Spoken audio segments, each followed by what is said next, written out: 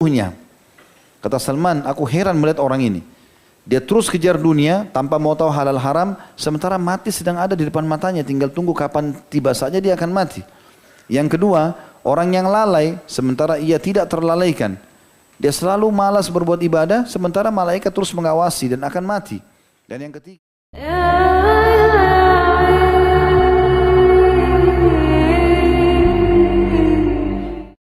orang yang tertawa terbahak-bahak sementara ia tidak tahu apakah Rabb semesta alam murka terhadapnya atau ridha.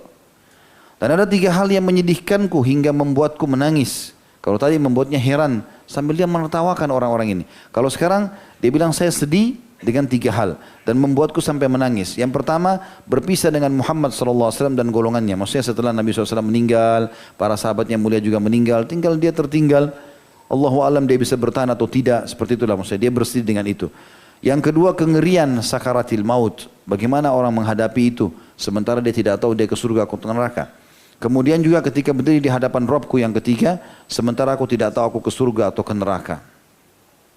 Nasihat yang lain juga dinukil oleh Habs bin Amr As-Sa'di. Dari pamannya ia berkata, Salman berkata kepada Hudzaifah, wahai saudara Bani Abs. Ya, ini biasa disebutkan kepada Hudzaifah. Ilmu begitu banyak. Kalau kamu pelajari ilmu, banyak sekali bidangnya. Ya, ada kedokteran, ada apalah sekarang macam-macam bidangnya semua ada. Sedangkan usiamu sangat singkat. Maka ambil yang kau butuhkan dari ilmu agamamu saja dan tinggalkan serta jangan pedulikan selainnya. Maksudnya apa? Kalau kamu pelajari semua ini, ambil ilmu banyak waktu yang tersita. Kalau kau mau selamat, umurmu sedikit, maka gunakan untuk agamamu. Juga dalam nasihat yang lain dari Abu Sa'ad Al-Wahbi dikatakan, Salman berkata, perumpamaan seorang mukmin di dunia ini seperti perumpamaan orang sakit yang bersama dokter yang mengetahui penyakit dan obatnya. Bila ia berselera terhadap sesuatu yang membahayakannya, maka dokter melarangnya serta berkata, jangan dekati itu, sebab jika kamu melakukannya, maka ia akan mencelakakanmu. Dokter itu masih terus melarangnya hingga ia sembuh dari penyakitnya. Orang mukmin di muka bumi ini, kita ini kalau tahu hukum Allah SWT, mana halal, mana haram, maka kita seperti sedang diawasi oleh dokter. Ilmu agama seperti dokter. Setiap kali kita mau makan sesuatu yang membahayakan kita, dia bilang jangan, bahaya loh. Terus saja dia menjadi pengawas sampai selamat karena tidak sempat makan hal-hal yang mengundang penyakit tadi. Demikian pula seorang mukmin, ia menginginkan banyak hal dari kehidupan yang telah dilebihkan bagi orang selainnya, di mana Allah SWT mencegahnya untuk mendapatkan hal itu dan menahannya sehingga dia mewafatkan dan memasukkannya ke dalam surga. Artinya dia memberikan perumpamaan supaya orang faham. Orang mukmin memang ada hal-hal yang diharamkan, tapi itu demi kebaikan dia. Allah SWT lebih tahu kebutuhan dia. Dalam riwayat yang lain, Abu Uthman meriwayatkan dari Salman, ia berkata, tak kala kaum muslimin berhasil menaklukkan kota Juhi, ya. Mereka memasukinya dengan berjalan kaki, sementara tumpukan logistik di dalamnya seperti gunung. Kota Juh ini kota di Persia, banyak sekali harta rampasan perangnya, luar biasa banyaknya. Saking banyaknya, semua umat Islam senyum, karena ini akan jadi harta rampasan perang, akan diberikan harta buat mereka. Sementara tumpukan logistik di dalamnya seperti gunung. Lalu laki-laki yang berjalan di samping Salman berkata, wahai Abu Abdillah, tidakkah kamu melihat rezeki yang dikaruniakan Allah kepada kita? Ini banyak sekali kita akan dapat. Alhamdulillah, ini nikmat. Seperti itulah, niatnya baik. Apa jawaban Salman? Yang memiliki ilmu yang luas. Dia mengatakan, apa yang membuatmu kagum dari apa yang kamu lihat? Tanda tanya. Di samping setiap biji, setiap benda dari yang kau lihat itu, akan ada hisab hitungannya pada hari kiamat. Artinya jangan cuma kau fikir dapatkan, Allah akan tanya nanti semua itu. Jadi artinya jangan kamu berbangga dengan itu semuanya. Juga dalam riwayat lain dikatakan oleh Sa'id bin Wahab, dia mengatakan, aku bersama Salman menemui temannya dari Kindah. Kami menjenguknya saat ia sakit. Lalu berkatalah Salman kepadanya, sesungguhnya Allah SWT menguji hambanya yang beriman dengan cobaan, kemudian menyembuhkannya sehingga menjadi penebus dosa bagi apa yang telah lalu, dan dia Allah ridho terhadap usahanya yang tersisa. Dan sungguhnya Allah SWT menguji hambanya yang berbuat buruk dengan cobaan. Kemudian dia menyembuhkannya sehingga ia bagai seekor unta yang diikat oleh para pemiliknya. Kemudian mereka melepaskannya sementara unta itu tidak tahu untuk apa mereka mengikatnya dan untuk apa mereka melepaskan kembali saat melepaskannya. Artinya beliau memberikan nasihat, orang ini sakit. Kebetulan dia orang beriman. Lalu Salman ingin menghibur temannya. Dia mengatakan dari suku Kinda, suku istrinya. Nah, istrinya katanya namanya Bukhair al-Kindiyah. Dia mengatakan, ketahuilah, karena kau beriman, beruntunglah kamu ini. Kenapa beruntungnya?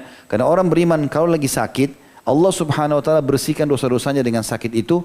Dan kalau dia sembuh pun, Allah tinggikan derajatnya. Dan dia tahu itu dari Allah. Allah ridha dengan dia. Dan orang yang fasik, orang yang jauh dari agama atau orang kafir, ya, Allah subhanahu wa ta'ala berikan dia ujian.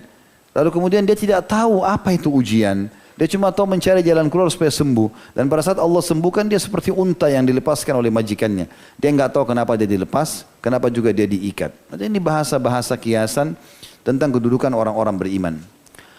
Qatadah juga meriwayatkan Salman berkata dalam wasiatnya, jika kamu melakukan satu keburukan secara sembunyi-sembunyi, maka lakukanlah kebaikan juga secara sembunyi-sembunyi. Dan bila kamu melakukan satu perbuatan buruk secara terang-terangan, maka lakukanlah kebaikan secara terang-terangan, agar ini seimbang dengan yang itu.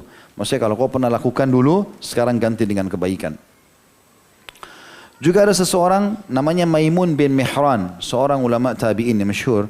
Dia berkata, telah datang seorang laki-laki kepada Salman dan berkata, berpesanlah untukku. Salman bilang, jangan kau berbicara. Orang itu bilang, tidak seorang pun yang hidup berbaur dengan manusia mampu untuk tidak berbicara. Enggak mungkin kita diam terus.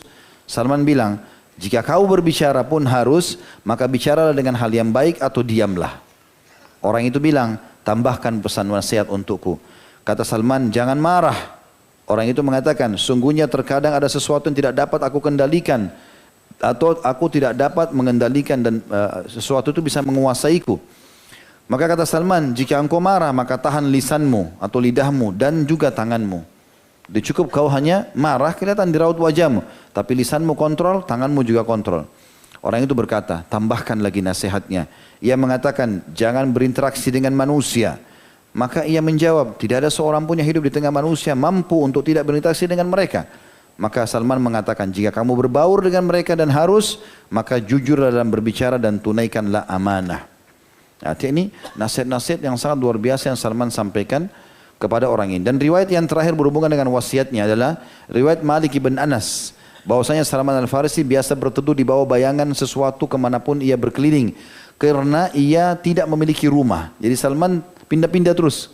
Ya, nginapnya di bawah pohon, nginapnya di bawah puing-puing bangunan. Padahal dia Salman, sahabat, orang tahu. Lalu ada seseorang menawarkan kepadanya dan berkata, maukah engkau bila aku bangunkan rumah untukmu, agar engkau dapat berteduh di bawahnya dari terik matahari dan engkau berdiam di dalamnya berlindung dari udara dingin? Maka ia berkata kepada orang itu, ya aku mau, silakan kalau kau mau buatin rumah ya biasa silakan. Tak kala orang tersebut hendak beranjak pergi, Salman berteriak. Salman berteriak memanggilnya dan bertanya kepadanya, bagaimana kamu akan membangun rumah tersebut? Artinya model rumahmu yang kau bangunkan seperti apa? Saya mau tahu dulu sebelum kau bangun. Orang itu bilang, aku akan membangun sebuah rumah di mana bila engkau berdiri di dalamnya maka ia akan mengenai kepalamu. Artinya bukan bangunan yang besar, bangunan yang pas. Dan jika kamu berbaring di dalamnya maka ia akan mengenai kedua kakimu, sempit. Maka kata Salman, iya, aku ingin tempat seperti itu. Artinya saking tawadhu dan merendahnya dia ingin tempat yang secukupnya. Ya. Maka tibalah saja teman-teman setelah menjelaskan secara global tentang Salman radhiyallahu anhu adalah saatnya untuk berpisah dengan beliau. Ya. Dikatakan bahwasanya beliau meninggal atau sebelum meninggal, beliau sangat dikenal dan dipuji oleh para sahabat sebagai ahli zuhud, ahli ibadah, mujahid, ya, dan juga orang yang sangat bijaksana karena pendapatnya selalu diminta oleh para sahabat. Disebutkan dari Anas radhiyallahu anhu, ia berkata, Sa'ad dan Ibnu Mas'ud menemui Salman ketika menjelang ajalnya. Lalu ia menangis. Maka ada yang berkata salah satu dari sahabat ini Anas, Sa'ad ataupun Ibnu Mas'ud radhiyallahu anhu ajma'in. Mereka berkata, apa yang menyebabkanmu menangis hai Salman? Ia menjawab, pesan yang disampaikan Rasulullah SAW kepada kami yang belum kami laksanakan. Beliau bersabda, hendaklah bekal salah seorang di antara kalian dari dunia ini seperti perbekalan orang yang sedang bepergian. Adapun engkau wahai Sa'ad, maka bertakwalah kepada Allah dalam putusanmu bila kamu memutuskan dan dalam pembagianmu bila kamu membagikan serta dalam kemauanmu bila kamu memiliki kemauan. Thabit berkata, telah sampai berita kepadaku bahwa ia meninggal pada saat itu dan meninggalkan sekitar 20 dirham sisa nafkah yang dimilikinya saja. Dan Buraika istrinya radhiyallahu anha berkata, Tak kala menjelang ajalnya ia memanggilku, Salman memanggilku. Ia berada di kamarnya yang memiliki 4 pintu, lalu ia berkata, bukalah pintu-pintu itu. Sebab hari ini aku akan kedatangan para tamu yang aku tidak tahu dari pintu mana mereka akan memasuki dan menemuiku. Kemudian ia minta diambilkan minyak kasturi seraya berkata, campurkanlah ia ke dalam bejana kuning, kemudian percikanlah di sekitar ranjangku. Setelah itu aku kembali menengoknya, ternyata ia telah wafat, seakan-akan ia sedang tidur di atas ranjangnya. Dan pada saat itu meninggallah Salman radhiyallahu anhu, dan pendapat yang paling kuat adalah pendapat Imam Az-Zahabi rahimahullah. Beliau mengatakan pernah beliau menulis di sebuah buku kalau umurnya mencapai 250 tahun. Tetapi beliau meluruskan itu sambil mengatakan, setelah aku telusuri kembali ternyata umurnya adalah 70 tahun dan tidak lebih daripada itu, sebagaimana dinukil oleh para ulama yang lain, dan dia meninggal di masa khilafahnya Utsman bin Affan, tepatnya di tahun 36 Hijriah. Ya. Ini yang ditulis oleh penulis dan dirangkumkan atau saya coba jelaskan tadi maksimal. Sekarang kita masuk ke 2 poin yang seperti biasa tentang manaqibnya, keutamaannya Salman radhiyallahu anhu, dan juga kita akan masuk kepada ad-durus wal ibar, pelajaran-pelajaran yang diambil.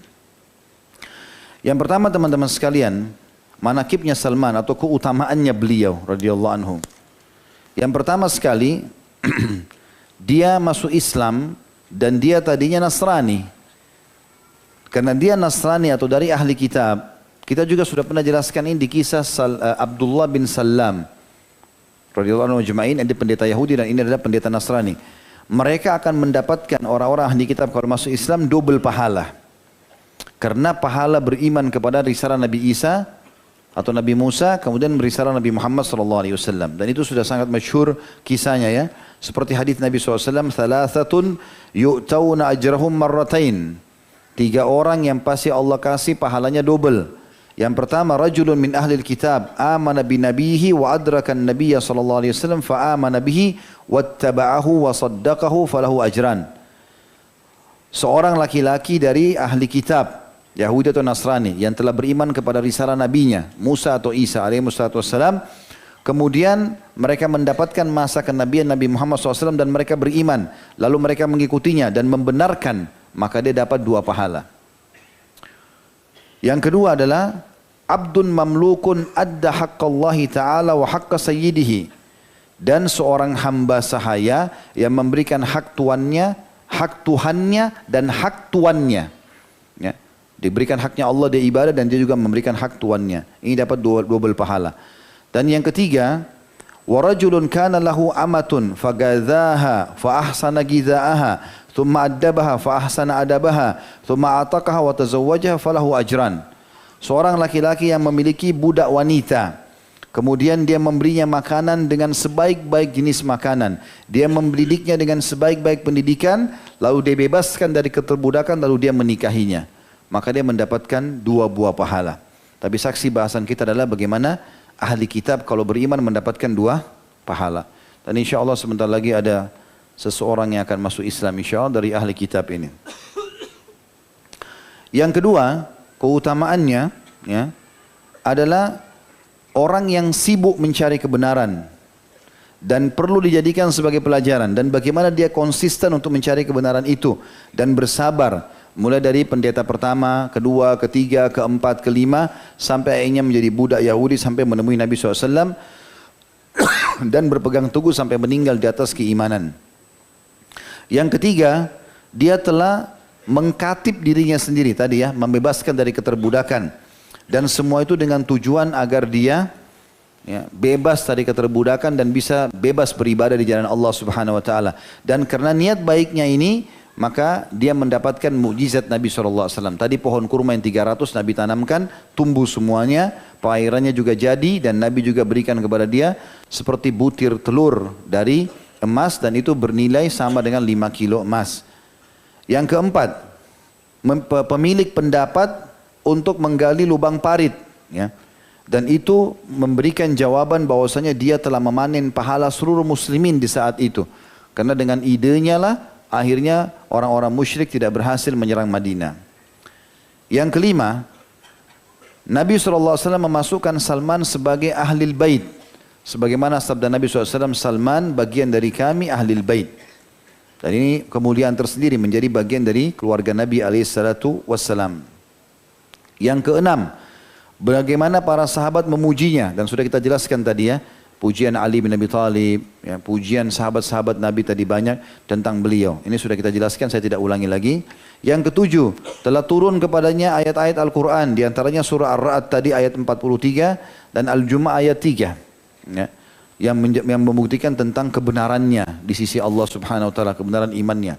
Yang kedelapan, kedudukannya di sisi Allah Subhanahu Wa Taala dan bagaimana surga merindukannya. Ya, bagaimana kedudukan di sisi Allah pada saat Abu Bakar tadi sempat menyinggung Salman, Bilal dan Suhaib tentang Abu Sufyan. Lalu Nabi SAW menegur Abu Bakar, jangan sampai kau telah membuat mereka marah, hai Abu Bakar, sungguhnya kau telah membuat Tuhanmu marah kalau mereka marah. Maka Abu Bakar pun meminta maaf.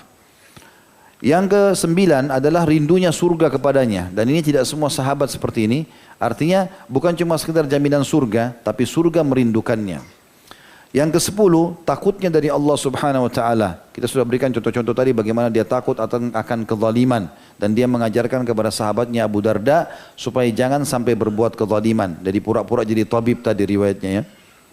Kemudian yang ke-11, dia adalah orang yang humoris dan sudah kita jelaskan juga beberapa kisah berhubungan dengan masalah itu. Kemudian yang ke-12, dia termasuk orang yang mutawadhi atau merendah dan mengejar keutamaan ini, merendah karena Allah Subhanahu Wa Taala. Juga sudah kita jelaskan contoh-contoh tadi, dia memikul barang di pasar, kemudian dia merendah, makan bersama orang-orang yang penyakit lepra dan seterusnya. Dan yang terakhir yang ke-13 adalah dia termasuk ulama ya, para sahabat dan memiliki ilmu yang luas. Dan bagaimana wasiat-wasiatnya tadi sudah cukup banyak yang kita bacakan untuk menambah keimanan baik sahabat ataupun tabi'in, semuanya dinasihati oleh beliau. Kita tutup teman-teman, dan ini sebenarnya inti daripada bahasan kita selain daripada tadi ya keutamaan Salman dan kisahnya radhiyallahu anhum ajma'in. Ini saya masuk kepada ad-durus wal ibar, pelajaran-pelajaran bisa kita ambil, dan ini menurut saya sangat penting buat kita. Karena semua kita ceritakan tadi panjang lebar itu untuk mengambil pelajaran dari kisah beliau. Dan kita ingin berharap seperti beliau dan akhirnya bukan mustahil bersama-sama di surga tentunya. Yang pertama teman-teman, pelajaran yang kita bisa ambil pentingnya setiap muslim untuk kokoh dalam mencari kebenaran. Dan kebenaran itu hanya ada di Islam. Artinya dia belajar Islam dan dia tidak butuh yang lain. Ya. Dan sudah cukup saja teman-teman sekalian riwayat yang pernah saya sebutkan pada pertemuan yang lalu berhubungan dengan masalah Umar bin Khattab radhiyallahu anhu pernah jalan dan memegang Taurat, beberapa lembaran Taurat. Maka Nabi SAW bertanya kepada Umar sambil marah, "Afi syakkin anta ya ibn Khattab?" Apa kau ragu dan bimbang dengan apa yang aku ajarkan hai ibn Khattab? Alam ati biha baydha'un nakiyah. Bukankah aku sudah jelaskan sangat terang, gamblang semuanya ini? Laukana akhi Musa hayyan ma wasi'u illa tiba'i. Ketahuilah kalau Musa hidup sekarang, dia akan jadi pengikutku. Artinya tidak usah kau pelajari lagi Taurat itu, cukup Al-Quran selesai. Pemilik Taurat itu pun Musa kalau hidup dia akan belajar Al-Quran, bukan belajar Taurat lagi. Maka ini sudah sangat cukup teman-teman jadi pelajaran buat kita bahwasanya kebenaran itu hanya ada pada Islam ya. Dan mempelajari apa yang Nabi SAW ajarkan, maka itu adalah satu kemuliaan dan kemenangan tentunya. Itu yang pertama. Pelajaran yang pertama adalah bagaimana seorang muslim terus berusaha untuk mendapatkan kebenaran dan mencari kebenaran. Banyak ayat Al-Quran yang motivasi kita untuk itu. Di antaranya surah Al-Ankabut, surah nomor 29 ayat 69. A'udzu billahi minasyaitonir rajim walladzina jahadu fina lanahdiyannahum subulana wa innallaha lama'al muhsinin. Orang-orang yang coba bermujahadah, mencari jalan-jalan kami, mencari kebenaran, berusaha untuk ibadah, berusaha untuk pindah, hijrah. Semuanya itu kami akan tunjukkan jalan-jalan kami. Dan Allah selalu bersama dengan orang yang berbuat kebaikan. Juga Allah berfirman di dalam surah Al-Hijr, surah nomor 15 ayat 99. A'udzu billahi minasyaitonir rajim wa'bud rabbaka hatta ya'tiyakal yakin. Sembahlah Tuhan kalian sampai kalian mendapatkan kebenaran, sampai mendapatkan kematian. Artinya cari terus kebenaran tersebut, tingkatkan selalu kualitas ibadahmu sampai kau meninggal dunia. Juga dalam surah Muzammil, surah nomor 73 ayat 20 Allah berfirman, A'udzu billahi minasyaitonir rajim, "Wa ma tuqaddimu li anfusikum min khairin tajiduhu indallah huwa khairan wa 'adzamu ajra." Ketahuilah apa saja yang kalian usahakan buat diri kalian dari kebaikan. Cuma usaha, cuma niat, ya, mau mengerjakan, maka kalian akan dapatkan di sisi Allah lebih baik nanti balasannya dan lebih besar pahalanya. Ini semua dalil-dalil berhubungan dengan masalah pentingnya seseorang untuk istiqomah, untuk terus mencari kebenaran. Kita belum bahas istiqomah, nanti ada poin sendiri. Itu pelajaran pertama yang bisa diambil. Bagaimana kokohnya Salman radhiyallahu anhu mencari kebenaran, transisi dari menyembah api, dari Nasrani, pindah dari pendeta-pendeta sampai akhirnya menemui Nabi alaihissalam. Yang kedua, pentingnya bermusyawarah dalam Islam. Ya. Pentingnya bermusyawarah dalam Islam, dan ini pelajaran penting yang diambil. Karena Nabi alaihissalam bermusyawarah dengan para sahabat. Jadi pada saat tadi akan terjadi perang Parit atau perang Khandak, Nabi alaihissalam bermusyawarah. Dan Allah subhanahu wa ta'ala menurunkan secara khusus surah namanya surah Asy-Syura. Ya, bermusyawarah. Allah berfirman dalam surah Al-Imran, surah nomor 3, ayat 159 kepada Nabi SAW, A'udhu billahi minasyaitanir rajim, wa syawirhum fil amr, fa idza azamta fatawakkal 'ala Allah. Bermusyawarahlah hai Muhammad dengan mereka. Tanya, ya, para sahabat-sahabatmu. Kemudian apabila kamu telah membulatkan tekad, sudah sepakat mengerucut ke poin tertentu, maka bertawakal kepada Allah. Lakukanlah. Sesungguhnya Allah menyukai orang-orang yang bertawakal. Juga dalam surah Asy-Syura, surah nomor 42 ayat 38, Allah berfirman, A'udzu billahi minasyaitonir rajim wa amruhum syura bainahum. Mereka selalu bermusyawarah di antara mereka. Makanya Nabi SAW sekali lagi bermusyawarah dengan para sahabat di hampir semua kegiatan beliau. Waktu mau perang Badar beliau musyawarah. Sampai keputusan sahabat sepakat mau berperang dengan Nabi SAW. Maka sama-sama pergi. Di perang Uhud juga bermusyawarah. Di perang Khandaq juga bermusyawarah. Semuanya. Di peperangan Nabi SAW ini dan apapun keputusan Nabi SAW bermusyawarah. Dan Allah SWT menekankan di situ dengan mengatakan wasyawirhum fil amr dalam surah Al-Imran tadi 159, dan bermusyawarah dengan mereka sebagai syariat yang diturunkan Allah kepada nabinya Muhammad sallallahu alaihi wasallam.